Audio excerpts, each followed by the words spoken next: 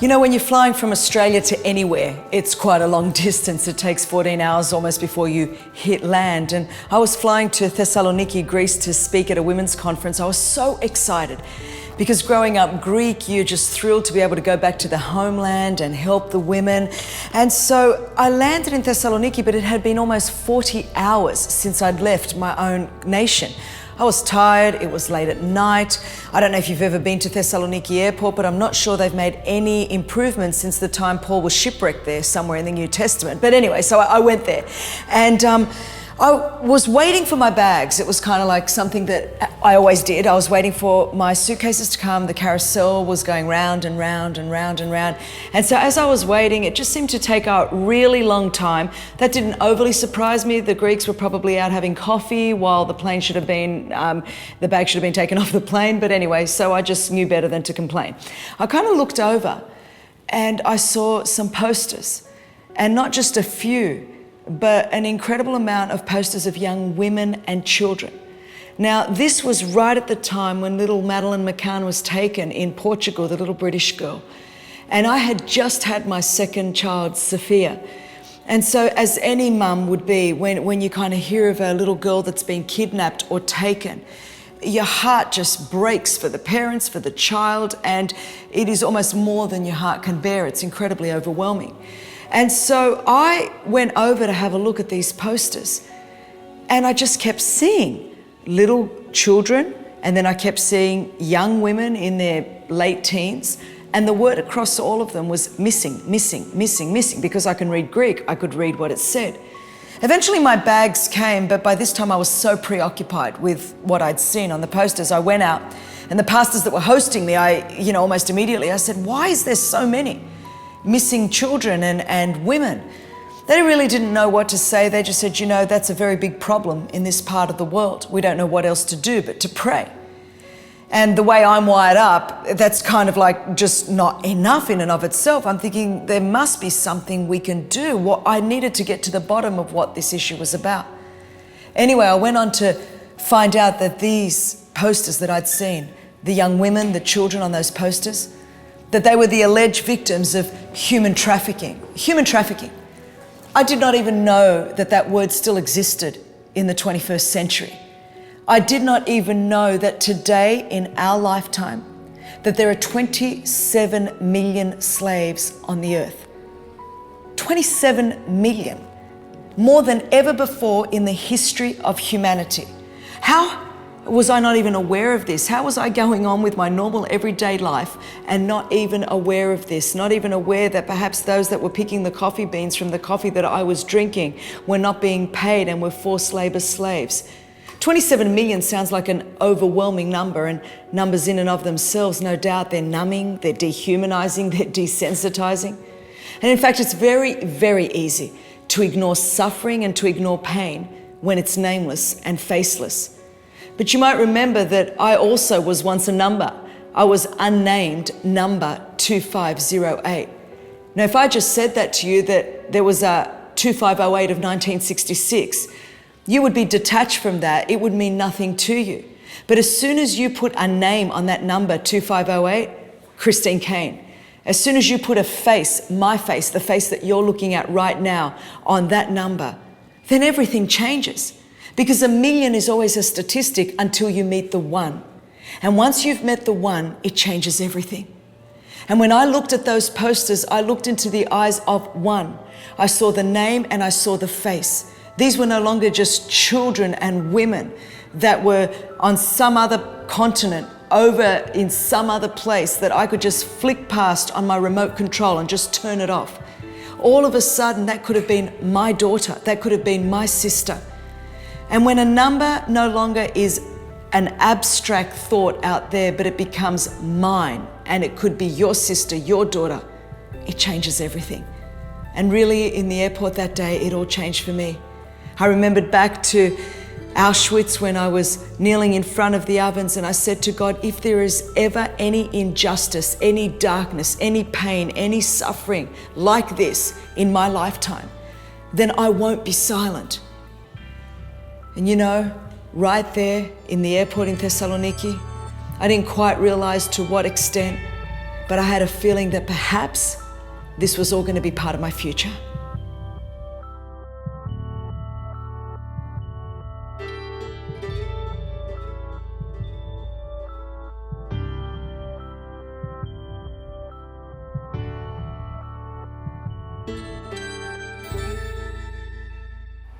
After I saw those posters of those young women and children in the airport in Thessaloniki, I went back and I picked up my Bible in my hotel room, and this is actually what I read from the book of Luke, chapter 10, verse 30. The Bible says, "Then Jesus answered and said, a certain man went down from Jerusalem to Jericho and fell among thieves who stripped him of his clothing, wounded him, and departed, leaving him half dead. Now by chance a certain priest came down that road, and when he saw him, he passed by on the other side." As I was reading this, I stopped right there, because all of a sudden I began to realize that I wasn't that different to this certain priest, that I saw these posters, I saw these young women and children, and I was getting ready to pass by on the other side. And almost as if to make it even, I guess, more poignant in my life, the next verse says, "Likewise a Levite, when he arrived at that place, came and looked and passed by on the other side." I mean, he actually crossed the street, had a look at the man that was in the ditch, and didn't even go and help him. And here I was, here to speak at a women's conference, and I'd seen these posters of these alleged victims of human trafficking, and what was I going to do? Was I going to look and walk by? Was I going to actually cross the street and have a look and walk by? And then it goes on, it says, "But a certain Samaritan, as he journeyed, came where he was, and when he saw him, he had compassion." And these words were really the deal breaker for me. The Bible says, "So he went to him and bandaged his wounds, pouring on oil and wine, and he set him on his own animal, brought him to an inn, and took care of him. On the next day when he departed, he took out 2 denarii and he gave them to the innkeeper. And he said to him, 'Take care of him, and whatever more you spend, when I come again, I will repay you.'" And Jesus asked the question, "So which of these 3 do you think was neighbor to him who fell among the thieves?" And he said, "He who showed mercy on him." Then Jesus said to him, "Go and do likewise." I guess for me, this was so confronting, because here I was on my way to speak at a conference. I was busy. I was on my way going and doing my next religious meeting, my next Christian event. It was so easy to walk past these very people that needed our help, because I thought I was busy and I didn't know if I had more time to be inconvenienced or interrupted at all. The difference with the Samaritan is he was on his way somewhere. He was going somewhere. The Bible says he had compassion on him, and then so he went to him. And I guess at that moment I discovered how so many of us think we are compassionate because we get emotional or we cry when we see something sad. Maybe we hear stories about the victims of human trafficking, or we see children perhaps in Africa or on the other side of the world that don't have access to clean water, or they die of preventable diseases, or they don't have access to food. We don't know what to do. We get overwhelmed, so we turn the TV set off and we just kind of walk by on the other side. Or we cry and we get emotional. But there's a very big difference between emotion and compassion. Compassion is never compassion until we are willing to cross the street and to get involved in somebody else's pain, somebody else's suffering, and bring healing and hope and restoration. The Bible says that the Samaritan, he bandaged his wounds, he gave of his own supplies, he put the man on his own transportation, and he took him to an inn, and he paid out of his own pocket to see this man healed and rescued and restored. And I guess at that moment I was confronted with, what was I going to do?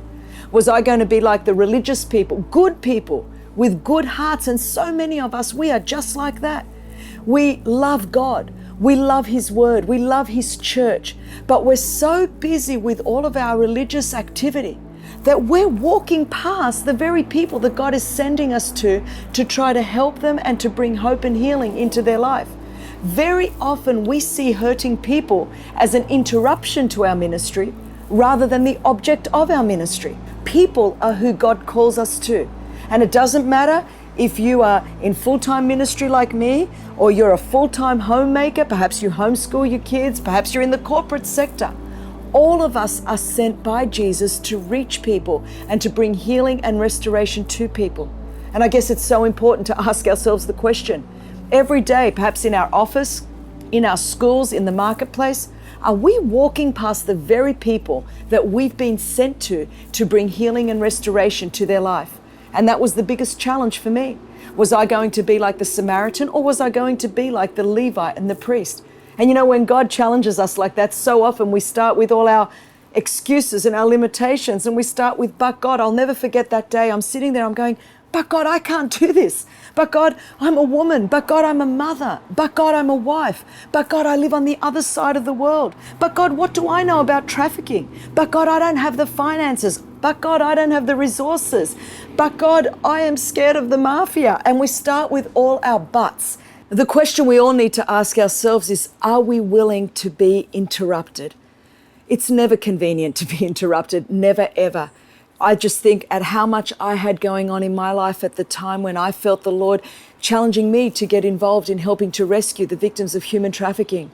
I already had a global speaking and teaching ministry. My family was traveling around the world. I have 2 very small children.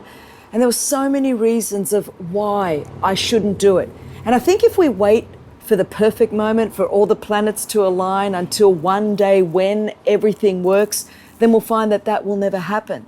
I think it's as simple as just living every day aware of saying, okay, God, I've got an agenda, I have a schedule, but I am willing to allow you to interrupt my schedule. I'm willing to allow you to inconvenience my daily plans because I want divine interruptions. I don't just want to live the life that I want to live. And I think once our heart is awakened and aware, and like the Samaritan, we're willing to cross the street, then we'll find that we have a whole lot more divine appointments through the day.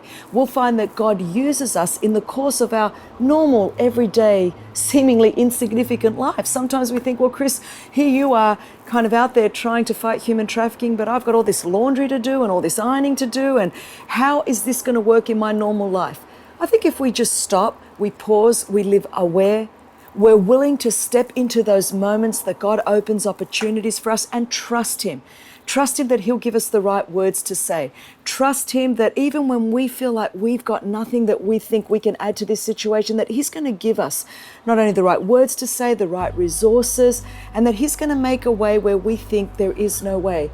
So often in our hurriedness and in our normal everyday life, we miss those God opportunities. The great thing about this is it's not a guilt trip.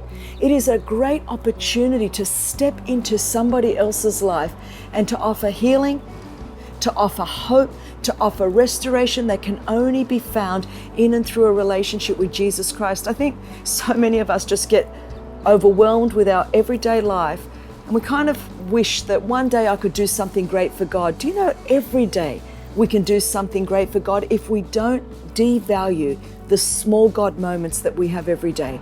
We can't all do everything, there's no doubt about it, but every one of us can do something.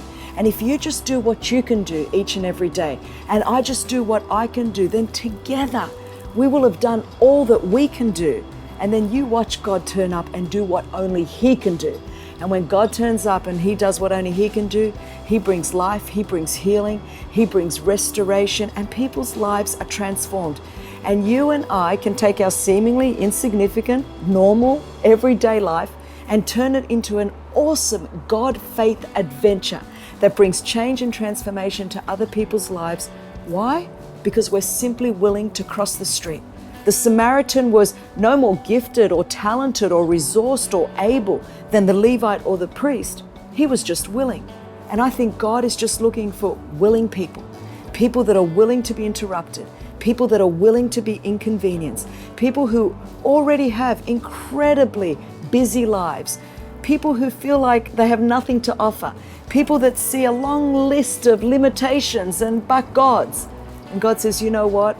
I can just take all of that, I can turn it around. And if you would allow me to interrupt and inconvenience your everyday life, you will see that I am able through you to do exceedingly abundantly above and beyond anything that you could ever imagine. And people that are lying in ditches on the side of the street will be helped, will be restored. And that you and I, by doing our small little bit, can make a very big difference in light of eternity.